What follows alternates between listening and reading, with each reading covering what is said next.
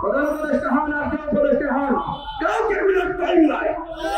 আওয়ামী লীগের পুনর্বাসন যাই করতে আসবে, আওয়ামী লীগ কোনো দল নয়, আওয়ামী লীগ একটি ধনী মাফিয়া এবং একটি গণহত্যাকারী গোষ্ঠী। আমরা তাদেরকে ছাড় দিব, তাদেরকে মাফ করবো, কিন্তু কখন গণহত্যার বিচার শেষ হওয়ার পরে। দক্ষিণ পত্রিকা আয়োজিত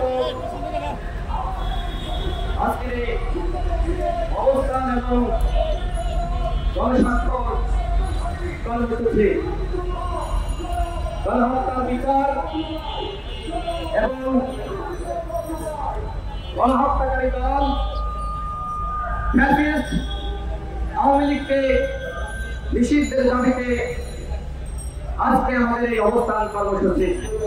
বাংলাদেশের একমাত্র দল হিসেবে আমরা 64 জেলার কৃষির মাধ্যমে মাননীয় প্রধান উপদেষ্টা বরাবর আওয়ামী লীগকে নিষিদ্ধ করার দাবিতে স্মারকলিপি দিয়েছিলাম।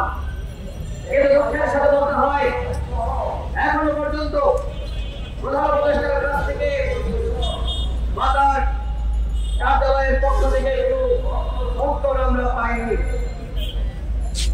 আমরা তার কাছ থেকে জবাব পেয়েছি যে এই গণহত্যাকারী দল আগামীতে নির্বাচনে অংশ নিতে পারবে।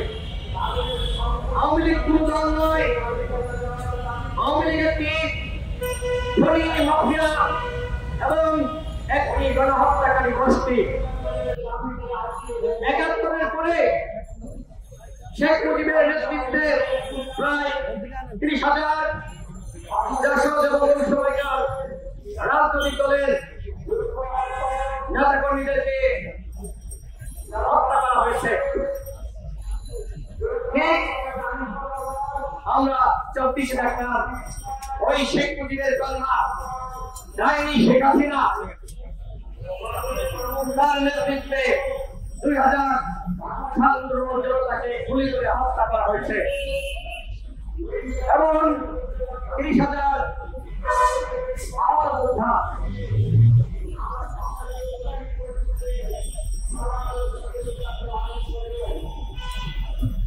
এই যে ৩০,০০০ মানুষ তারা এখনো পর্যন্ত হাসপাতালের বিছানায় যাচ্ছে। অনেকে আমাদের অফিসে এসেছে, আমরা কথা বলেছি, যারা গুরুতর আহত এদেরকে মাত্র ১ লাখ টাকা করে ক্ষতিপূরণ দেওয়া হয়েছে। আমাদের জীবনটা কি এতটাই মূল্যহীন এই সরকারের কাছে যে মাত্র ১ লাখ টাকা, ১ লাখ টাকা দিয়ে চিকিৎসা হয়? কারোর হাত ভেঙে গেছে, কারোর পা ভেঙে গেছে, কারোর চোখ নষ্ট হয়ে গেছে, একটা চোখের মূল্যকে ১ লাখ টাকা। আমরা সরকারকে বলেছিলাম এর পুনর্বাসনের ব্যবস্থা করতে হবে, চাকরি দিতে হবে, এদের ভাতা দিতে হবে, এদের চিকিৎসার ব্যবস্থা করতে হবে। এই যে একটা মানুষ এইভাবে যারা আহত হল, কয়জনকে বিদেশের চিকিৎসার জন্য নিয়ে যাওয়া হয়েছে, কয়জনকে আমরা প্রশ্ন রাখছি। এই সরকার আহতদের পুনর্বাসন করতে পারে নাই। আমরা বলেছিলাম প্রত্যেকটা শহীদ পরিবারকে ন্যূনতম ১ কোটি টাকা করে ক্ষতিপূরণ দিতে হবে। দিয়েছে। একটা জুলাই ফাউন্ডেশন গঠন করা হয়েছিল, এই ফাউন্ডেশনের কাজটা কি এখন পর্যন্ত আমরা করতে পারলাম না। জুলাই ফাউন্ডেশনের সাধারণ সম্পাদক সার্জি জানো তিনি পদত্যাগ করলেন, দায়িত্ব নিয়েছিলেন শহীদ পরিবারকে ক্ষতিপূরণ দেবে, আহতদের পুনর্বাসন করবে, সেই কাজে ব্যর্থ হয়ে তিনি পদত্যাগ করলেন। অবশ্যই এটি ভালো, বাংলাদেশে পদত্যাগ করার নজির নাই, তিনি নজির সৃষ্টি করেছেন, আর সেই জায়গায় আমি তাকে ধন্যবাদ দিই যে ব্যর্থ হয়ে তিনি পদত্যাগ করেছেন। এই অন্তর্বর্তীকালীন সরকারের অনেক উপদেষ্টারা যারা কি কাজ করে আপনারা কেউ জানেন? অনেক উপদেষ্টার নাম পর্যন্ত আমরা জানি না, তারা কি আসলে দাপ্তরিক কাজ করছে নাকি করছে না আমরা সেগুলো জানি না। আমাদের একজন আছে স্বরাষ্ট্র উপদেষ্টা, এতদিন দায়িত্ব পালন করছে, সাক্ষাৎ সাহেবের পরে এখন পর্যন্ত বাংলাদেশের আইন শৃঙ্খলা পরিস্থিতি তারা ঠিক করতে পারে নাই। যখন ভারতে পালিয়ে গেছে, আমেরিকা, ইউরোপে, কানাডায় পালিয়ে গেছে, তখন তারা অপারেশন ডেভিল হ্যান্ডের ঘোষণা করেছে। এমনকি একটা ভাব হচ্ছে ওদের ডেভিল তাদের ডেভিল মানলাম, ওদেরকে তো দুইজন উপদেষ্টা মিলে জামিন করিয়েছে।